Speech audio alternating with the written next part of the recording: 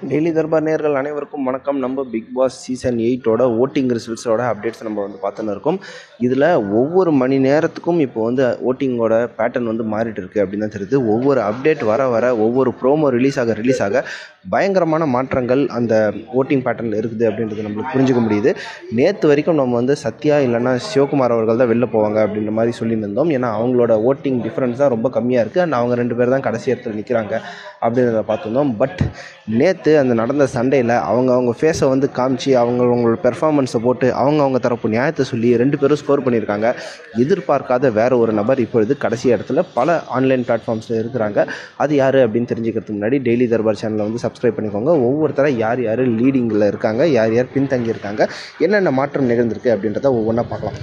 முதல் இடத்துல வழக்கம் போல் ஜாக்லின் தான் இருக்கிறாங்க. அடுத்த இடத்துல அன்ஷிதா இருக்கிறாங்க. இந்த 2 பேருமே ரொம்ப கம்ஃபர்டபுளாக ஒரு பொசிஷனில் இருக்கிறாங்க அப்படின்னு தான் சொல்லணும். அண்ட் அதுக்கு அடுத்த இடத்துல பார்த்திங்கன்னா விஜய் விஷால் இருக்காங்க. நேற்று நம்ம பார்த்தபோது அந்த ப்ரோமோ சில மணி நேரத்துலேயே ரயானோட ரேட்டிங்ஸ் பயங்கரமாக ஏறுது அப்படின்றத சொல்லியிருந்தோம். ஏன்னா ப்ரோமோ பார்த்தபோது ராணுவ மேலே நிறைய பேர் கோவம் வந்துச்சு. ப்ரோமோ முடிஞ்சவொடனே 24/7 பார்த்தபோது யார் மேலே தப்பு அப்படின்றது ஒரு டெசிஷன் எடுக்க முடியாத அளவுக்கு இருந்துச்சு. பட் 1 hour ப்ரோக்ராமில் பார்க்கும்போது ரயான் ஏதோ நியாயமாக பேசுகிற மாதிரி தான் நிறைய பேருக்கு தோணியிருக்கு போல்.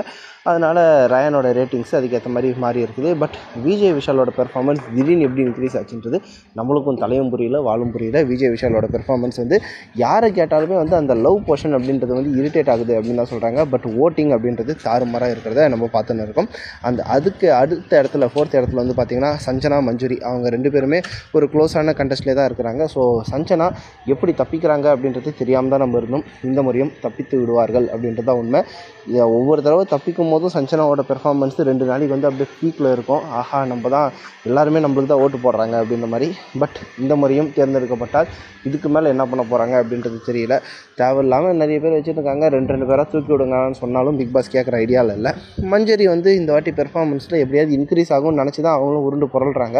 பட் மஞ்சரியை பொறுத்த வரைக்கும் அவங்க பண்ணுற எல்லாமே அவங்களுக்கு நெகட்டிவ் ஓட்டாக தான் மாறிக்கொண்டிருக்கிறது. அடுத்த இடத்தில் ரஞ்சித் அவரும் எப்படி தப்பிச்சுன்னு இருக்காருன்றது தெரியல. ஏற்கனவே இருக்கிற லக்கேஜோட அடிஷ்னலாக wild card entry wild card entry எந்த பெர்ஃபார்மன்ஸும் பண்ணாததால் ஃபஸ்ட்டு இவங்களெல்லாம் வெளில அனுப்பலாம்ப்பா, மற்றவங்களெல்லாம் அப்புறம் அனுப்பிச்சிக்கலான்னு ஜனங்க மூடுக்கு வந்துட்டதால் சஞ்சனா ரஞ்சித் போன்றோர் ஜாலியாக தப்பிச்சுன்னு இருக்காங்க அப்படின்றத உண்மை. அடுத்த இடத்துல தான் சத்யாவும் சிவகுமாரும் இருக்கிறாங்க. இவங்க 2 பேர் தான் எலிமினேட் ஆவாங்க அப்படின்னு இருக்கும்போது குறுக்க இந்த கௌசிக் வந்தா அப்படின்ற ரேஞ்சில் திடீர்னு ஆர்ஜி ஆனந்தி சம்மந்தமே இல்லாமல் இந்த போட்டிக்குள்ளே நுழைஞ்சிருக்கிறாங்க. கடந்த 2-3 நாளாகவே பார்த்திங்கன்னா ஆர்ஜி ஆனந்தியோட ரேட்டிங்ஸ் அப்படின்றது குறைஞ்சிட்டே வந்திருக்கு. மண்டே பார்த்திங்கன்னா ஆர்ஜி ஆனந்தி கொஞ்சம் சேஃபான பொசிஷனில் தான் இருந்தாங்க. டியூஸ்டே வெனஸ்டே அப்படின்னும் போது சத்யாவுக்கும் சிவகுமாருக்கும் ஒரு கடுமையான போட்டி நிலவி கொண்டிருந்த நேரத்தில் ஆர்ஜி ஆனந்தி லேசாக உள்ளே எட்டி பார்த்தார்கள். பட் இன்னைக்கு டேட்டில் பார்த்திங்கன்னா நேற்று சண்டையிலேயாவது சிவகுமார் ஏதோ ஒரு பெர்ஃபார்மன்ஸ் பண்ணிட்டார். அவர் அட்லீஸ்ட் அழுதாரு, கத்துனாருன்னு ஏதோ ஒன்று இருக்குது. பட் ஆர்ஜி ஆனந்தியோட ஃபேஸே தெரியறதில்லை அப்படின்றது தான் உண்மை. அவங்க அப்பப்போ தூண்டி விட்டுட்டு அமைதியாடுறாங்க. ஒருவேளை விஷ பாட்டில் மாதிரி இன்டெரக்டாக பண்ணுறாங்களா அப்படின்றதும் தெரிய மாட்டேங்குது. ஸோ இப்போ பார்த்திங்கன்னா இப்போ ப்ரோமோ ஆகட்டும், நேற்று எபிசோட் ஆகட்டும், தீபக்கோட கேப்டன்சியில் சொதப்பணும் அப்படின்ற மாதிரியே ஆர்ஜி ஆனந்தி ஒரு உள்ளடி வேலை பார்க்குறாங்களோ அப்படின்ற அளவுக்கு ஒரு சந்தேகமும் இருக்குது. இதெல்லாம் பார்க்கும்போது ஆர்ஜி ஆனந்தி தான் எலிமினேட் ஆகிடுவாங்க அப்படின்ற எண்ணம் மக்கள் மனசில் வந்துருச்சோ என்னவோ. இப்போது நிறைய ஆன்லைன் பிளாட்ஃபார்ம்ஸில் பார்த்திங்கன்னா ஆர்ஜி ஆனந்தியோட ரேட்டிங்ஸ் தான் தாறுமாறாக குறைஞ்சி இருக்குது. இப்பயும் பார்த்திங்கன்னா இந்த டிஃப்ரென்ஸை பொறுத்த வரைக்கும் பெரிய அளவில் இல்லை. சத்யா, சிவகுமார், ஆர்ஜி ஆனந்தி 3 பேரும் கிட்டத்தட்ட ஒரு 50 ஓட்டு 100 ஓட்டு டிஃப்ரென்ஸ்லேயே தான் நிறைய ஆன்லைன் பிளாட்ஃபார்மில் இருக்கிறாங்க. இந்த டிஃப்ரென்ஸ் எப்படி ஆனாலும் குறையலாம். மேபி இன்றைக்கி எபிசோடில் ஆர்ஜி ஆனந்தி நல்ல ஒரு பெர்ஃபார்மன்ஸ் பண்ணதாக மக்கள் நினச்சாங்கன்னா அவங்களுடைய ஓட்டு கூடும். இப்போ நம்ம இந்த வீடியோ ரெக்கார்ட் பண்ணுற இந்த நேரத்தில் இன்னும் ஒரு 10 மணி நேரம் இருக்குது ஓட்டிங் முடிய அப்படின்றது தான் உண்மை. ஸோ அந்த 10 மணி நேரத்தில் எவ்வளோ வேணாலும் மாறலாம். ஏன்னா ஓட்டிங் டிஃப்ரென்ஸே பார்த்திங்கன்னா உங்களுக்கு ஜஸ்ட் 50 ஓட்டு 100 ஓட்டு தான் பல ஆன்லைன் பிளாட்ஃபார்மில் இருக்குது. பிக் பாஸோட ஒரிஜினல் ஓட்டிங்கில் எந்த அளவுக்கு ஓட்டிங் இருக்குது அப்படின்றது நம்மளுக்கு தெரியாது.